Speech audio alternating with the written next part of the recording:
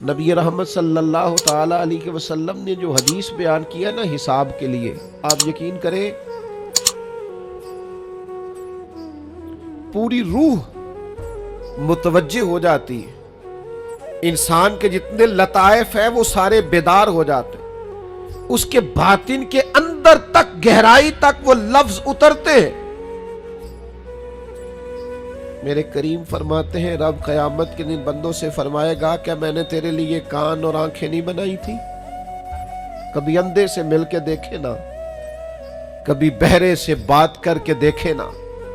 رب فرمائے گا کیا میں نے تیرے لیے کان اور آنکھیں نہ بنائی تھی؟ اللہ فرمائے گا کیا میں نے تیرے لیے جانوروں کو کھیتوں کو مسخر نہیں کیا تھا؟ ہر جانور پر تو سواری کرتا ہے، جانوروں کے گوشت کھاتا ہے، جانوروں کا دودھ پیتا ہے، کھیت کے اندر ہل چلاتا ہے، اناج ہے، پھل ہیں، سبزیاں ہیں۔ هو الذی خلق لکم ما فی الارض جمیعا، زمین میں جو کچھ ہے حضرت انسان کے لیے پیدا کیا۔ اللہ فرمائے گا تیرے لیے کان بنائے، آنکھیں بنائی، تیرے لیے مسخر کیا جانوروں کو، تیرے لیے مسخر کیا کھیتوں کو۔ پھر رب کہے گا میں نے تجھے خوشحالی دی، میں نے تجھے سرداری دی۔ پھر اللہ فرمائے گا یہ بتا کیا تجھے مجھ سے ملنے کا یقین نہیں تھا؟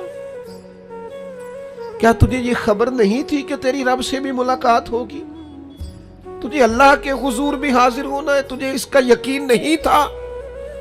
اور حدیث پاک کا جو آخری جملہ ہے وہ ہر دل پر دستک دیتا ہے۔ حضور فرماتے رب فرمائے گا میں بھی آج تجھے اسی طرح ہی فراموش کر دوں گا جس طرح تو نے مجھے بھلا دیا تھا۔ جا، تو نے اگر مجھے بھلا دیا تھا آج میں نے بھی تجھے فراموش کیا۔ دعا کرو ہمارے ساتھ یہ سلوک نہ ہو، ہم تو مالک کے کرم کی امید پر ہی قبر میں جائیں گے، اس کی رحمت کی امید پر ہی میدان محشر میں کھڑے ہوں گے۔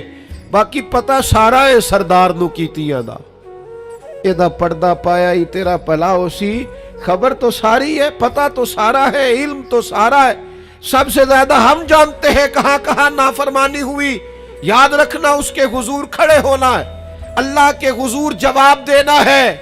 اگر ظلم کیا ہے ملازم پر تو جواب پھر بھی دینا ہے، ظلم کیا ہے گاہک پر تو جواب پھر بھی دینا ہے، اگر ظلم کیا ہے پڑوسی پر تو جواب پھر بھی دینا ہے۔ فَوَرَبِّكَ لَنَسْأَلَنَّهُمْ أَجْمَعِينَ، محبوب تیرے رب کی قسم، اپنے لفظوں میں بات کروں، اللہ کہتا ہے محبوب میں نو تیرے رب دی قسم میں انہوں پوچھ لینا ہے، پوچھ لینا ہے میں نے ان سے سوال کرنا ہے۔ اما کانوا یعملون، جو یہ عمل کرتے تھے پوچھوں گا، سوال کروں گا۔ اور میرے نبی پاک صلی اللہ تعالی علیہ وسلم کے غلاموں، اگر ظلم کیا ہے بیوی پر حساب پھر بھی دینا ہے، اگر وراثت کی تقسیم پر زیادتی کی ہے بہن بھائیوں سے حساب پھر بھی دینا ہے، اگر تربیت ٹھیک نہیں کی اپنے بچوں کی تو حساب پھر بھی۔ تم سربراہ تھے ایک ادارے کے، تمہارے پاس امانتیں آتی تھیں، بچے پڑھتے تھے، مجموع کے مجمع تم سے عقیدتیں رکھتے تھے، لوگ تمہیں نیک سمجھتے تھے، ہاتھ چومتے تھے، پھول پھینکتے تھے، تم نے بڑی عزتیں سمیٹی، تم نے خوشحالیاں اور سرداریاں سمیٹی۔ فَوَرَبِّكَ لَنَسْأَلَنَّهُمْ، تمہیں حساب دینا ہے۔ آج بڑے بڑے لوگ حساب کے ڈر سے کانپ گئے۔ بغداد کے شیخ عبد القادر جیلانی حرم مکہ میں سر سجدے میں رکھ کے کہنے لگے مہربانی کرنا مجھ سے حساب نہ لینا۔ خواجہ حسن بصری کہتے ہیں میں حرم میں تھا، اپنے حجرے میں تھا، کسی کے چیخنے کی آواز آئی یا اللہ معاف کر دے، یا اللہ معاف کر دے، حساب والے دن میرے اوپر نرمی کرنا۔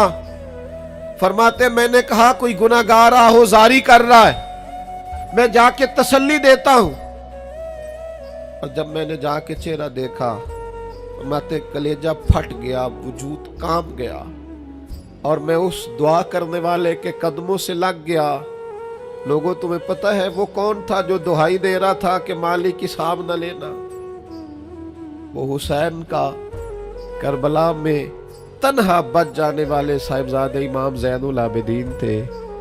وہ شیر خدا کا پوتا، فاطمہ کا جگر پارا، تعلیم امت کے لیے حرم مکہ میں اللہ کے حضور آہذاریاں کرتا ہے۔ مالک وَلِمَنْ خَافَ مَقَامَ رَبِّهِ جنتان، اللہ کہتا ہے جو میرے سامنے کھڑے ہونے سے ڈرے گا میں 2 جنتیں دوں گا۔ امام زین العابدین حرم مکہ میں کہتے ہیں مالک حساب نہ لینا، مہربانی کرنا، پردے رکھنا۔